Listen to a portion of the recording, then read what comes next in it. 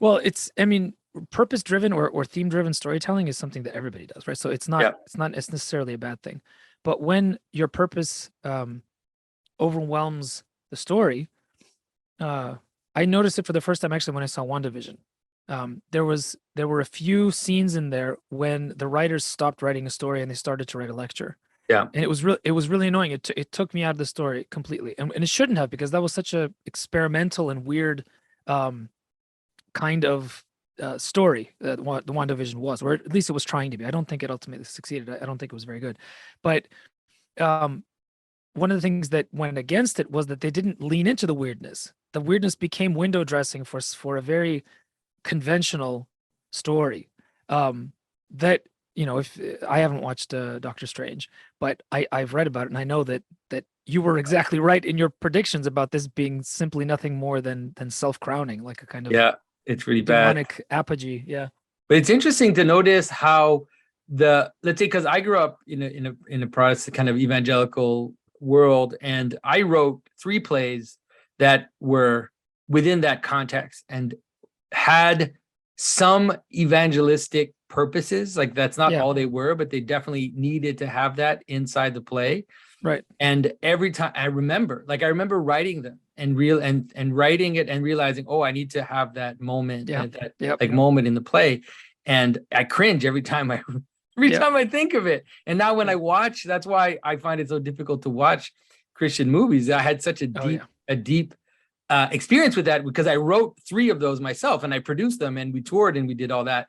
And so it's like when I see it, I'm like, oh, this is so painful. But I never thought that I would see it in the Hollywood movies as much as I'm seeing it now. So it's Well, interesting to see that because it's flip. bad screenwriting. And everybody knows it's bad screenwriting. But there's something going on in Hollywood. And I don't know if we want to talk about this too much, but it's becoming clear more and more. And so this is something that came out in Barry Weiss's podcast, or may have been her Substack. But she talked about how, and I'm not quoting this, so if I'm getting it wrong, I do apologize. But she basically was quoting an insider who said that after the George Floyd riots, there was a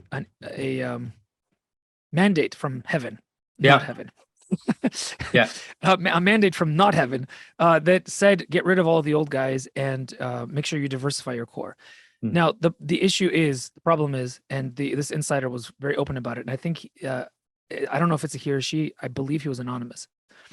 Made it clear that the pool of possible screenwriters is small as it is because the life of a screenwriter in Hollywood is absolutely miserable. Yeah. You get paid almost nothing, and you're working for these big shots that basically force you to do stuff and then put their own writing Name on on top it. of Yeah. yours. They put their own name on your writing, right? And that's something that you accept if you want to live that life. But there's not a lot of people that do, and of those that are already there, there's not that great of a percentage of a diverse population. So in sort of shoehorning in the mandate, what's happening is not that these people can't tell good stories; it's that they haven't had the training, and they're put in positions of leader of writing room, uh, and they're trying to tell good stories, but they haven't been trained in the absolute basics of storytelling. So they're defaulting to what they're seeing in the New York Times and in the cultural conversation, which is a top-down speaking wagging. Yeah. But that kills the immersion in story within as soon as it happens. And it doesn't matter what side you're on. Yeah. Even if you agree with it, you're not in the story anymore. You've just been pulled out. Definitely. So it Yeah. brings us to our major point, which is, in this strange topsy-turvy times, when even those, like, say that those that would portray even themselves as being the margin are now becoming moralists and finger wagging. Like, what Yeah. kind of story can we tell, and how can we tell this story?